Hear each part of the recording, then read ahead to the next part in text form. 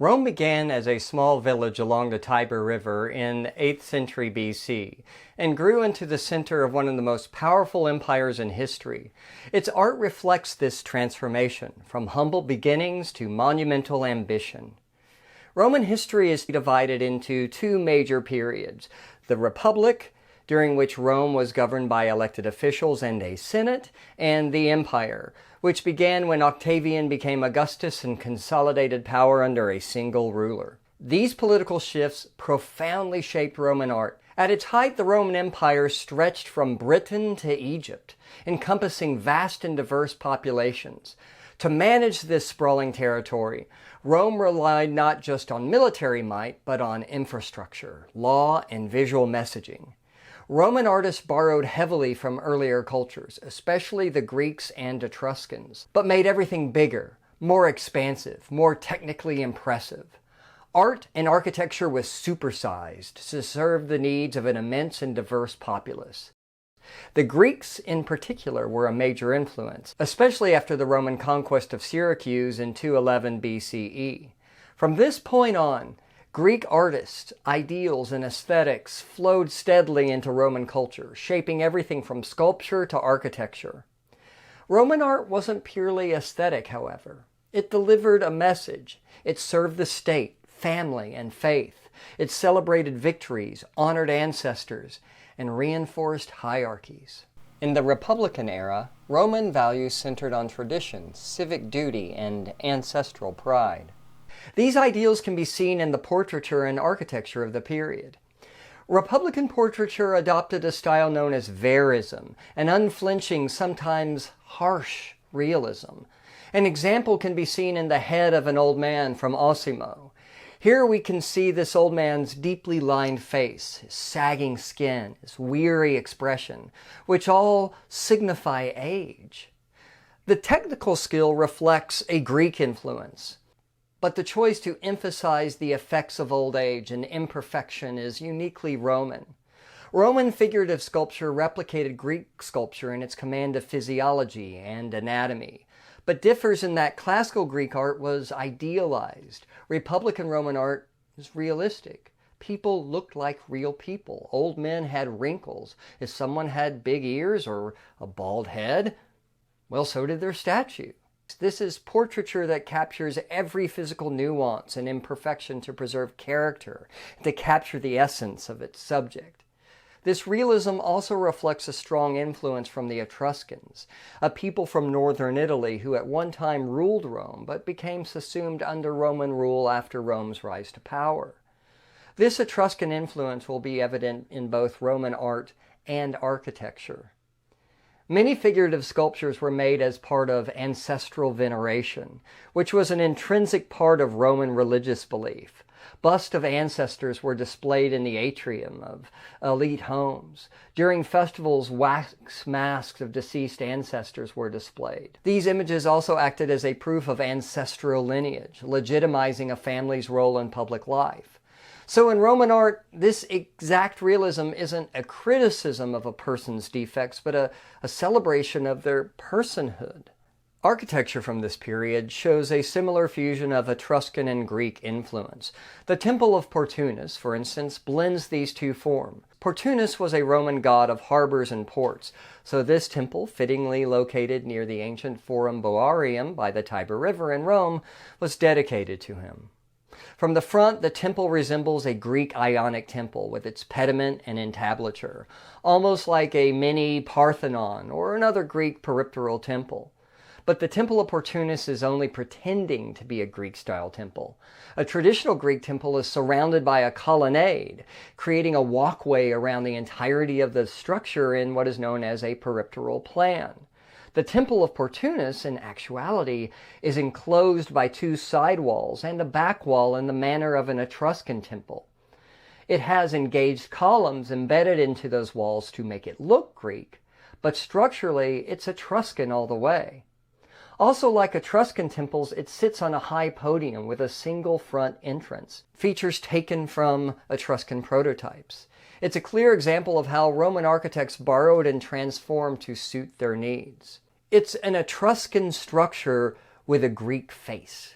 This is in many ways the essence of a lot of Roman art, a culture that encompassed many different traditions and influences and combined them into something new and useful tailored for their own society.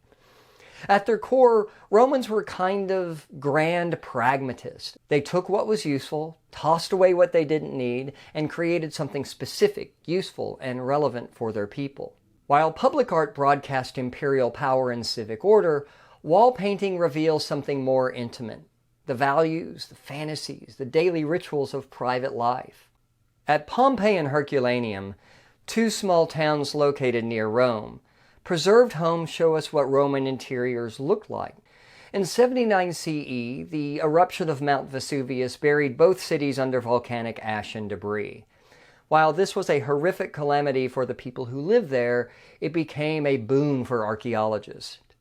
Like the mosquito trapped in amber from Jurassic Park, the eruption froze an entire Roman city in time, giving modern historians an unmatched window into daily life at the dawn of the empire, perfectly preserved in all its detail and complexity.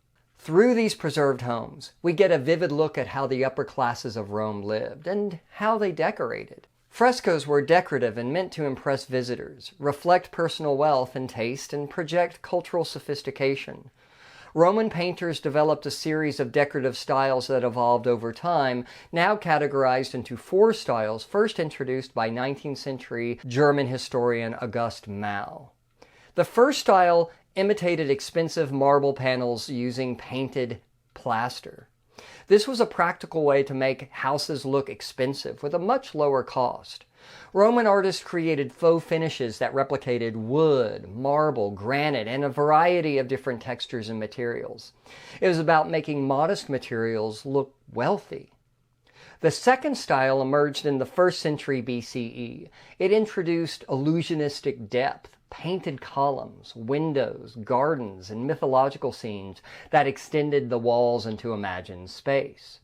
You will often hear the term trompe l'oeil, which is French for fool the eye, to describe this illusionistic kind of painting. These created fantasy environments meant to idealize a life of leisure and elite culture. Villas, landscapes, gardens, and narrative scenes regaled viewers with spectacular views. One of the most famous examples is the Villa of the Mysteries in Pompeii. Its second style frescoes depict a ritual scene likely tied to the cult of the god Dionysus. Nearly life-size figures wrap around the room, showing veiled women, musicians, and Dionysus himself. It likely served as a private initiation chamber for this mystery cult. Mystery cults were schools of religious practice that centered on secret initiation rites and ritual practices, which only the initiated were knowledgeable of.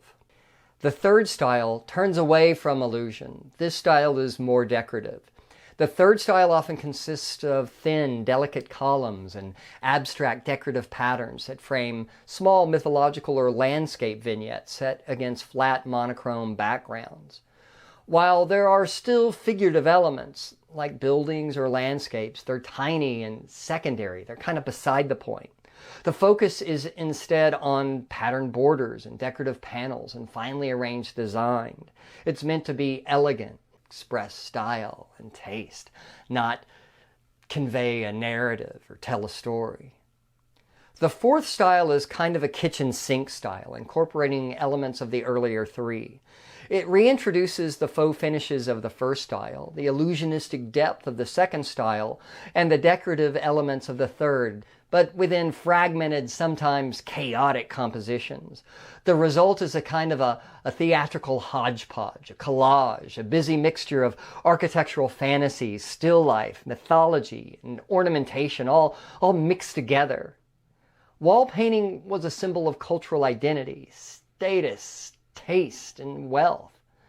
A perfect example is the very famous portrait of a husband and wife in the fourth style from House 7 in Pompeii. In this painting, the man holds a scroll, the woman a stylus and a tablet. These aren't aristocrats, but they present themselves as literate and refined, a visual assertion of status and aspiration. What I love about this painting is the incredible sensitivity with which the artist has approached their subject. The young man is wide-eyed, ambitious, he's full of aspiration. He holds his scroll reflecting education and literacy, intelligence. But since we are looking at Roman art, he isn't idealized. His ears protrude awkwardly from his head as he stares at the viewer. The young woman, his wife, also displays her education by holding a wax tablet, with the stylus held to her lips in a conventional pose that can be seen in other Roman portraits. What's so heartbreaking is that this very real couple, portrayed here with such veracity and sensitivity, had their whole lives ahead of them.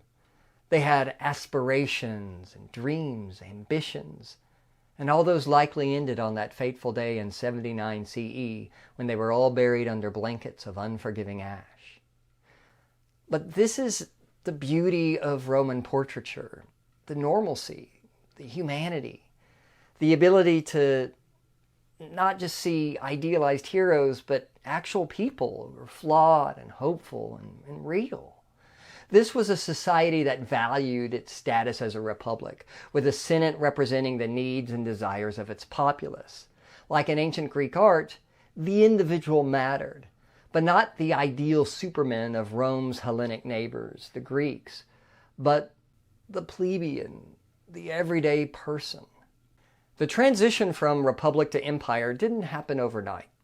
It was the result of decades of political instability and power struggles between elite Roman families. At the center of that storm was Julius Caesar, a brilliant general and populist politician whose rise to near absolute power alarmed the Senate. When he declared himself dictator for life, a group of senators assassinated him in 44 BCE, hoping to save the republic. Instead, they triggered its final collapse.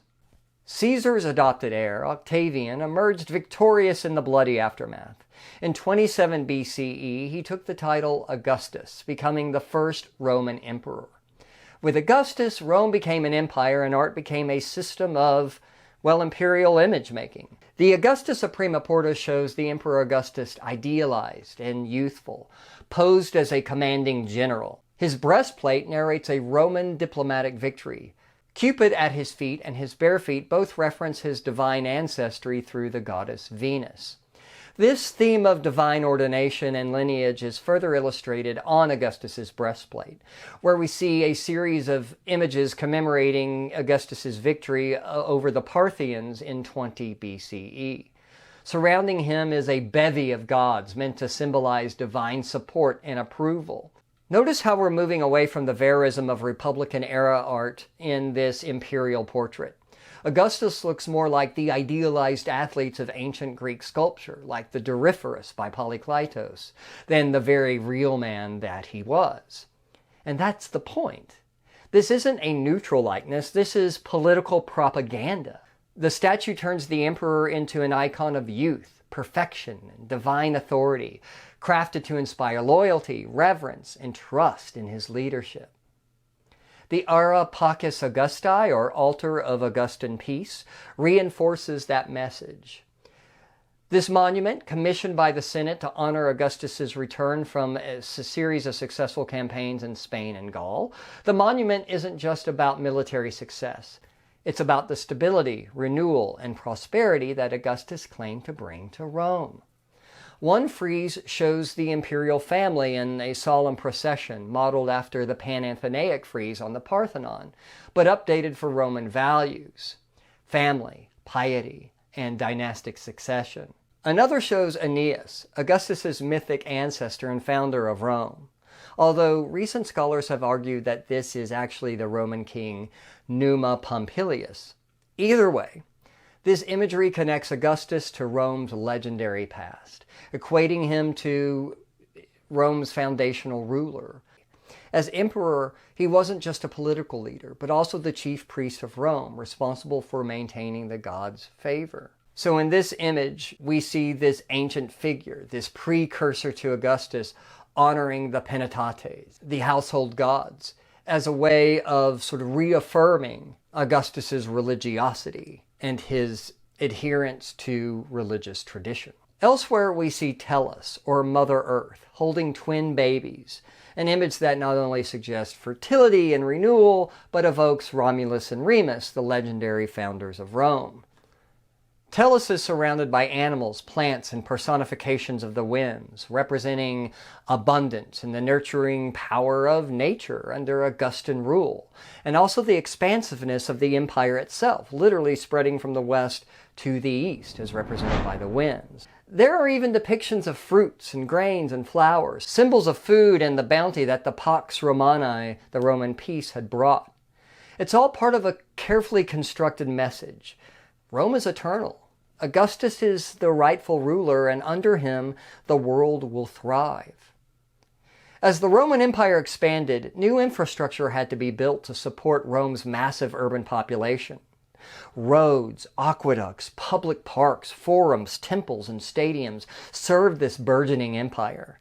And at the heart of this expansion and creation were the brilliant engineers of Rome who created the foundation upon which the empire could thrive.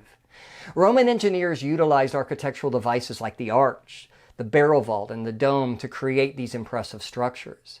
Additionally, the Romans' mastery of concrete allowed them to build on an unprecedented scale, reaching literal new heights in architecture. The Romans didn't invent the arch, but they used it in ways no one had before. Combine the arch with one of the key building materials of Roman public architecture, concrete, and suddenly you have a flexible, durable building system that can span wide spaces and support massive weight. Roman concrete was incredibly durable. It was made from a mix of volcanic ash, lime, and seawater. This remarkable concrete could set underwater and actually get stronger over time. It allowed architects to break away from the rigid geometry of cut stone construction and build fluid, curving forms like domes and vaults. Deriving from the arch comes a whole list of useful architectural devices, like the barrel vault, essentially an extended arch forming a tunnel-like ceiling. It's perfect for long corridors and grand halls. And if you stack two barrel vaults at a right angle, you get what's called a groin vault, which allows for more complex and open interior spaces. And then there's the dome. By rotating the arch 360 degrees, the Romans created vast interior volumes without internal supports. The Romans didn't invent these forms, but they utilized them on a massive scale. These refinements allowed Roman architects to build bigger, taller, and more dramatically, which was exactly the point. Roman architecture not only had to serve the populace, it had to impress, it had to awe, and now thanks to these innovations, it could. The Colosseum, begun under the Emperor Vespasian around 70 CE and completed by Titus in 80 CE, is a culmination of Roman engineering innovation. It was built on the site of the Emperor Nero's former palace. Nero, known for his extravagance, cruelty, and disregard for the Roman populace, had seized vast swaths of central Rome for his private use, including the artificial lake that once stood where the Colosseum now rises. The amphitheater was a kind of a peace offering, a monumental gesture by the newly installed Flavian emperors to restore public trust and reclaim the city for its citizens. The massive structure stood about 48 meters tall and spanned a distance of over 150 meters. The Colosseum held between 50 and 80,000 spectators. The design is a literal showcase of the arch and its variations. The structure is composed of 3 stacked arcades, rows of arches, each using a different Greek classical order: Doric, Ionic, and Corinthian. The outside of the building is almost like a history lesson of the evolution of Greek architecture, yet another acknowledgement of that culture's influence. The interior of the building relied on barrel vaults and the strength of repeated arches to create a flexible, efficient structure. To keep the tens of thousands of spectators coming to see gladiatorial combat cool, the builders constructed a massive retractable cloth awning, the velarium, to shade the crowd, while the hypogeum below housed animals, performers, and machinery to stage elaborate effects. Everything about the Colosseum, its size and function and symbolism, demonstrates the unmatched ingenuity of Roman architecture. The reason for the structure's current dilapidated condition is that during the Middle Ages, its materials were pilfered and used to construct other buildings, leaving it a mere skeleton of its former self. Another iconic example of Roman engineering ingenuity is the Pantheon. The Pantheon replaced an older structure that burned down and was rebuilt under the Emperor Hadrian. In fact, the inscription on the frieze just under the cornice references Marcus Agrippa, the architect of the original Pantheon. This large dome structure served as a temple to all the gods. From the front, it resembles a traditional Greek temple with a deep portico, Corinthian columns, and a triangular pediment, which are all familiar architectural elements meant to evoke tradition and reverence. But once you pass through the massive bronze doors, another incredible achievement of Roman engineering, the illusion that this is just another Greek-influenced temple evaporates. The temple opens into a vast rotunda, crowned by a massive concrete dome, still the largest unreinforced dome in the world. This interior space is a perfect hemisphere, symbolizing the heavens. At the center is the oculus, a 30-foot wide circular opening that lets in natural light that slowly tracks across the walls like the movement of the sun. The oculus is not only symbolic, it serves a practical purpose in reducing the weight of the dome itself. Contributing also to making the dome thinner and lighter is the use of coffers, indentations in the concrete to reduce mass. The dome may have even once shimmered with painted or bronze stars, further emphasizing the connection between earth and the divine. To reduce weight even further, the sides of the dome are tapered. They are thicker at the bottom and they are thinner at the top. And of course, the entire structure is made with Roman concrete, which is not only incredibly durable, but also very, very light, much lighter than a traditional brick and mortar construction would have been. So it is a combination of these various architectural techniques and materials to create this incredible structure that has withstood the test of time and was unlike any other structure in the world at the time it was built.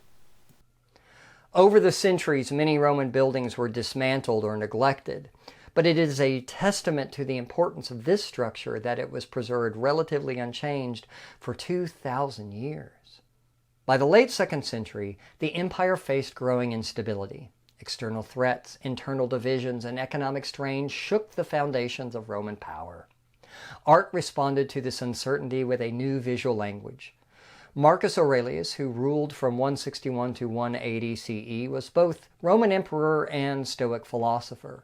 Best known for his book Meditations, a personal journal of ethical reflection written while on military campaign. The equestrian portrait of Marcus Aurelius shows the philosopher emperor on horseback. He raises his hand in a gesture of clemency. No weapons, no armor, just calm authority. His face is solemn, introspective, almost weary. He sports a beard, long associated with the Greek philosophers of old. This isn't a portrait of conquest. This isn't the divine personage of Augustus. It's a portrait of burdened leadership. Here we see a return to the verism and naturalism of the Republican period. There's restraint and realism here, a kind of quiet power that reflects both the weight of empire and the Stoic ideals Marcus Aurelius himself wrote about. The idealism of the early empire is giving way to a return to a more personal and introspective style. By the late 3rd century, the Roman Empire was in crisis, plagued by civil wars, economic instability, and external threats. In response, Emperor Diocletian established the Tetrarchy in 293 CE, dividing power among 4 co-rulers to bring order to the vast and fracturing empire. The portrait of the 4 tetrarchs captures this new political structure and reveals a major stylistic shift in Roman art. The 4 emperors are carved in porphyry, a hard purple stone associated with imperial authority. But it is in the depiction of these 4 rulers that we see a significant change. The 4 men appear short, blocky, and indistinct. Their features are nearly identical, with no trace of individual identity. Their faces are generic. They lack specific features. They almost harken back to the archaic era of Greek art, where the depiction of the human face was more symbolic and not meant to be a portrait of or a specific likeness. Their close embrace symbolizes unity, loyalty, and shared rule, but their stiff, abstract forms mark a clear move away from naturalism. In place of psychological depth or realism, we see the rise of symbolic representation, reflecting the changing values and uncertainties of the late empire. By the early 4th century CE, Christianity, once a persecuted minority faith, was gaining serious traction across the empire. The turning point came with Emperor Constantine, who after his victory at the Battle of the Milvian Bridge in 312 CE, became the sole ruler of the Western Roman Empire. According to later accounts, Constantine fought under the protection of the Christian God, and though he would not convert until he was on his deathbed, this moment marks the beginning of Christianity's ascent into imperial favor, a transformation that will reshape the empire. The Arch of Constantine, located next to the Colosseum and built in 312 CE, commemorates Emperor Constantine's victory at the Battle of the Milvian Bridge and marks a transitional moment in Roman art and architecture. Like other transitional arches, it served both a ceremonial and a political function. It functioned as a symbol of the emperor's power, but this arch is especially revealing in terms of style and cultural shift. Some parts of the arch were taken from other monuments. These recycled elements are known as spoila. The roundels, or circular reliefs, retain the naturalism and grace of classical Roman sculpture. Figures are proportionate, posed, and animated with believable space and emotion. These classical scenes contrast sharply with the new reliefs added for Constantine. In scenes like the distribution of the largesse, there's a major shift in the depiction of the human figure. Here, the figures are squat, rigid, and frontal, with abstracted generic features that is similar to the 4 tetrarchs seen earlier. Their heads are large compared to the size of their bodies, giving them an almost childlike appearance. The emperor is oversized in hieratic scale, denoting his power, staring directly out at the viewer, surrounded by stiff, simplified forms. The humanistic celebration of the individual, so important in the art of classical Greece and Rome, takes a backseat to a more symbolic representation of the human body. This stylistic contrast isn't accidental. It reflects the religious and cultural tensions of the time. Constantine needed to appeal to 2 very different populations: the traditional Roman elite, who were still steeped in classical visual language, and the growing population of Christians, who often rejected realism in art. For Christians, highly naturalistic imagery was associated with pagan idol worship and the elite imperial classes. Instead, they favored a more symbolic style, art that conveyed spiritual truth rather than physical likeness. The Arch of Constantine then functions in many ways as a kind of a hinge point, a monument that looks backward to Rome's imperial past and forward to its Christian future.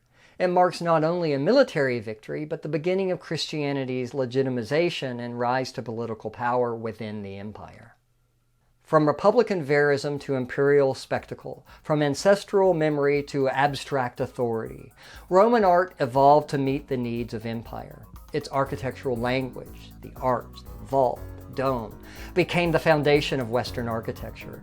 Its portraiture and monuments shaped how rulers imagined themselves for centuries. Though this lecture ends with the rise of Constantine, the story continues. Roman visual culture would soon be transformed by a new religion, a new capital, and a new understanding of the sacred. And if you want to see more, hit like and subscribe. See you in the next video.